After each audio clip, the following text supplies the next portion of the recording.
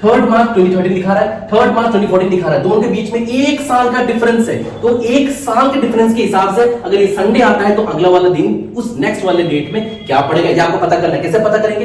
पहले तो देखो कि भाई यहाँ पे लीप ईयर के नॉन लीप ईयर फॉर्म करा है, देखो इसके बीच में जो एक साल बीत रहा है, एक साल में लीप ईयर आ रहा है नहीं आ रहा है देखना बहुत जरूरी है, क्योंकि डेट चेंज हो जाएगा नहीं तो। यहाँ पे 2013 मार्च बता रहा है। अब leap year non leap year का इफेक्ट कहां पड़ता है? फेब्रुवरी में पड़ता है, राइट। फेब्रुवरी का 28 है तो वो नॉन लीप ईयर है, अगर 29 है तो वो लीप ईयर होता है। अब मार्च देखो फरवरी को क्रॉस करके जा चुका है तो 2013 leap year non leap year फर्क नहीं पड़ता है, लेकिन 2014 के मार्च तक पहुंचने के लिए 2014 के फरवरी को क्रॉस करके आना पड़ेगा, राइट। तो फिर 2014 एक लीप ईयर की नॉन लीप ईयर है, अगर इसको 4 से डिवाइड करेंगे तो मालूम चल ही जाता है कि 4 से ये डिविजिबल पूरा नहीं, रिमाइंडर निकल जाएगा, तो इसका मतलब ये एक नॉन लीप ईयर है। दैट मींस 365 डेज इन दोनों के बीच में आ रहा है, जिसे हमें 7 से डिवाइड करना है। अब 7 क्या है? 5 is 35, यहाँ पे 15 हो गया, 7 2 is 14, यहाँ पे देखो 1 आ गया है। अब ये जो 1 आया है उसको आपको इस डे के साथ ऐड कर देना है, संडे के साथ प्लस 1 कर देंगे तो आ जाएगा मंडे।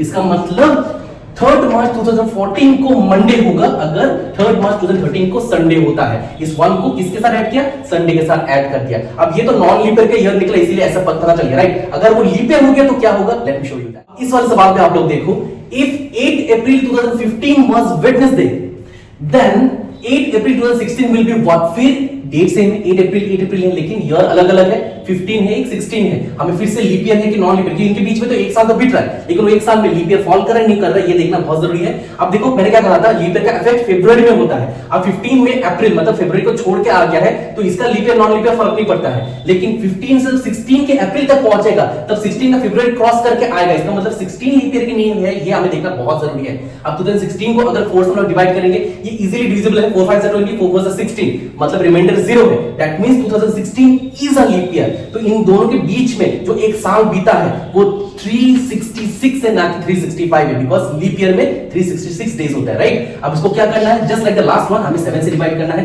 तो 7 5 is 35, यहां पे 1 6 आ गया, 7 2 is 14, यहां पे 2 रिमाइंडर आ गया, राइट। अब देखो लास्ट वाले में 1 रिमाइंडर आया था, इसमें 2 रिमाइंडर है, तो हमें ये 2 को क्या करना है? फिर हमें वेडनेसडे के साथ +2 करना है। वेडनेसडे का +2 क्या हो जाएगा? Thursday, Friday. That means answer is Friday.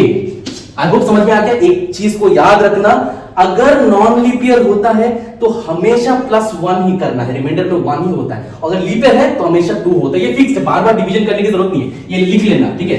Non leap year है तो +1 करना है, और अगर लीप ईयर है तो फिर +2 करना है, जो डे है उस डे के साथ।